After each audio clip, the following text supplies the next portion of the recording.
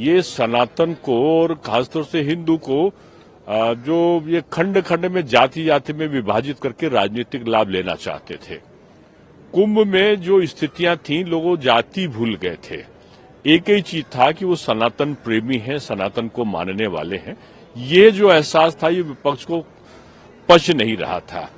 दुर्भाग्यपूर्ण घटना हुई और उसमें ये चाहते थे कि ये जो अच्छी व्यवस्थाएं हैं उनकी चर्चा न होने पावे।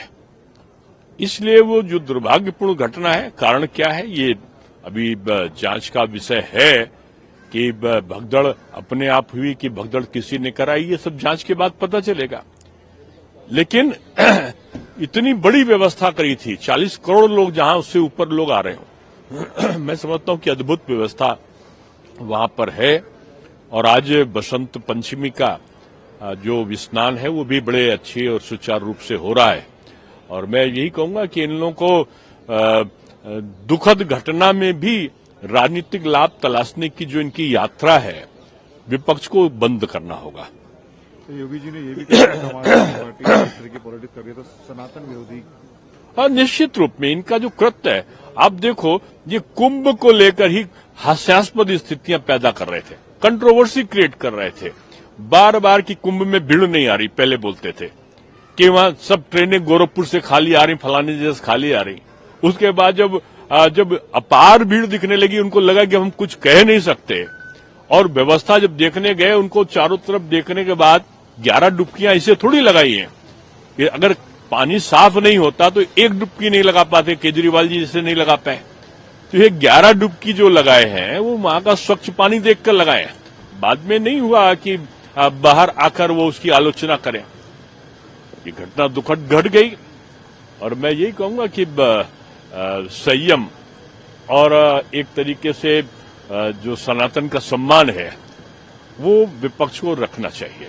सर, बजट जैसे पीएम मोदी का कहना है कि प्रो मिडिल क्लास है और पूरी हिस्ट्री में मैं तो यही कहूंगा कि माननीय प्रधानमंत्री जी मन की बात करते थे रेडियो पर, और बजट के माध्यम से उन्होंने मध्यम वर्ग नहीं, पूरी जनता के मन की बात बजट में कर दी है। और बजट दूरगामी परिणाम देगा, लोगों की बचतें बढ़ेंगी, निवेश बढ़ेगा और लोगों में व्यय करने का भी जो उनका एक सीमा है वो बढ़ेगी और एक जो पूंजी सर्कुलेशन में आएगी, इससे हमारा जो जीडीपी है वो अपने आप में बढ़ेगा। उपराष्ट्रपति जी को तो देखिए एक बड़ी नेता ने उनके बारे में इतने खराब शब्द बोले हैं, पुअर लेडी। अब ये कोई रिच लेडी हो या ये बहुत खुशहाल लेडी कोई हो तो अलग विषय है। आदिवासी भी पच नहीं रहा लोगों को। इतनी शालीनता के साथ में जो उन्होंने अभिभाषण दिया माननीय राष्ट्रपति महोदया ने, वो उसका उदाहरण दूसरा दिखता नहीं है।